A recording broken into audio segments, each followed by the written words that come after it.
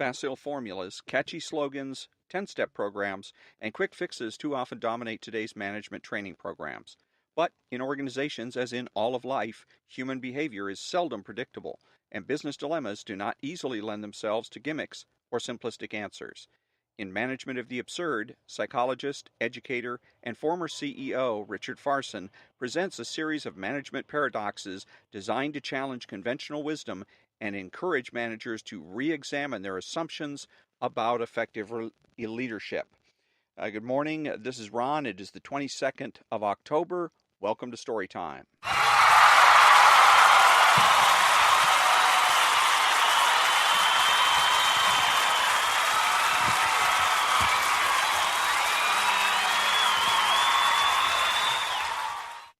And today I'm reading chapter 22, Everything We Try Works, and Nothing Works.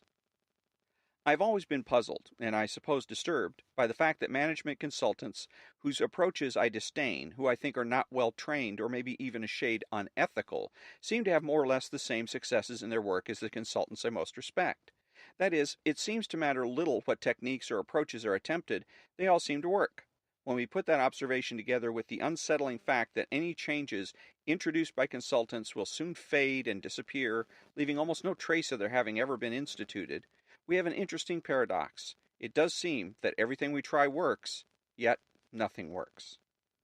It has been a matter of some embarrassment for psychologists to live with research results that show all schools of therapy, even those fundamentally at odds with each other, produce essentially the same results.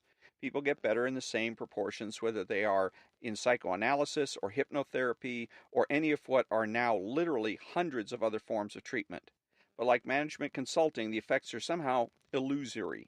It is very difficult to show lasting behavioral changes as a result of any of these approaches.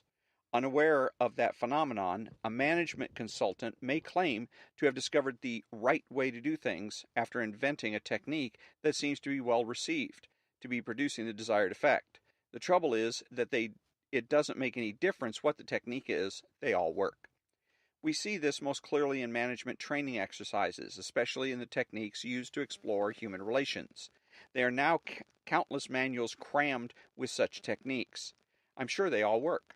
I can even imagine the leader of a management training group saying, "All right, I'm now going to turn off the lights in the room so we cannot see each other as we continue to discuss the issues we are dealing with." At the end of the session, people would probably say that it was the best session they had experienced, that they had never gotten so much out of a conversation before. Consultants or managers who have instituted training programs can easily be misled by the reaction of the workforce. People will often say the most amazingly enthusiastic things about whatever method or technique they have been exposed to, especially if it has been something of an ordeal. It is not uncommon for them to say, "This has changed my life. I'll never be the same again. It's the most marvelous thing that has happened to me." Not easy words to dismiss, especially if you want very much to hear them. No right way. Young managers have become enthusiastic about new techniques because they have not yet to learn that everything works and nothing works. That's why the worst charlatan and the most demented cult leader can have devoted followers, and why every fad captures a certain number of managers. But it certainly presents a dilemma for the responsible manager, who is genuinely trying to sort things out. Studies of management are rather confusing. There appears to be no right way to be a manager. Completely different types of leaders enjoy equal success, and part of the reason is that employees have the power to make their leaders look good. Organizations survive because most people are trying to do their best and will make an effort to keep things going under any circumstances, no matter what kind of leadership they are given. It has always puzzled researchers why a gruff, demeaning autocrat could have roughly the same results as a gentle, sensitive, democratically oriented manager. Some suggest that whatever their management style, if it is authentically theirs, if it is congruent with them personally, it will succeed. Others say that style is just an overlay on sound management principles: fairness, integrity, tenacity, feeling a genuine respect and even affection for the group, going to bat for its members, holding out a vision for them, working hard, demonstrating a genuine commitment to the task and to the organization. That's why managers who may be good at starting things but not good at follow-through, or good at seeing the big picture but not able to attend to detail, all can be successful. Their employees often compensate for those differences and actually make the managers succeed. Easy come, easy go. If we look at the aftermath of some of our best known management studies, we can find ample reason to doubt the seductive but deceptive idea that something is working.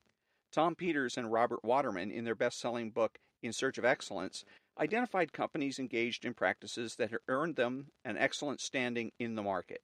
It was not long, however, before a number of these companies, which presumably were continuing their supposedly effective practices, ran into considerable difficulty and could no longer be considered excellent. The classic Hawthorne studies in the 30s found that when people are paid attention to and they believe that management's efforts are designed to help them, productivity will increase even in situations where one would expect to decrease. The studies led to the installation of a program designed to pay more attention to workers at the Western Electric plant in Hawthorne, Illinois, site of the research. Years later, a frustrated F.J. Roethlisberger, one of the study's co-authors, told me, "It's all gone. There's nothing left." As Roethlisberger explained it, everything he and his colleague Elton Mayo had undertaken eventually was abandoned. There was no trace of the program left. The Hawthorne study showed that it is relatively easy to produce changes in a limited experimental situation. Yet, as we have seen from the consequences of that very experiment, it doesn't take long for those changes to disappear. It takes practice. People can make lasting changes in themselves only through a commitment to a continuing discipline. For example, crash diets don't work, but a permanent modification of one's eating habits does. Visits to spas don't work after they're over, but the daily practice of exercising, stretching, or weightlifting does. The same is true in management. Lasting change comes only from the adoption of sound management principles that are practiced on a continuing basis. There are no quick fixes. And that's the end of chapter 22 here on the 22nd of October. And on Tuesday, the 26th, I'll be reading from chapter 23. Planning is an ineffective way to bring about change. And again, that will be on Tuesday, October 26th. Until then, thank you very much for joining me, and have a great weekend.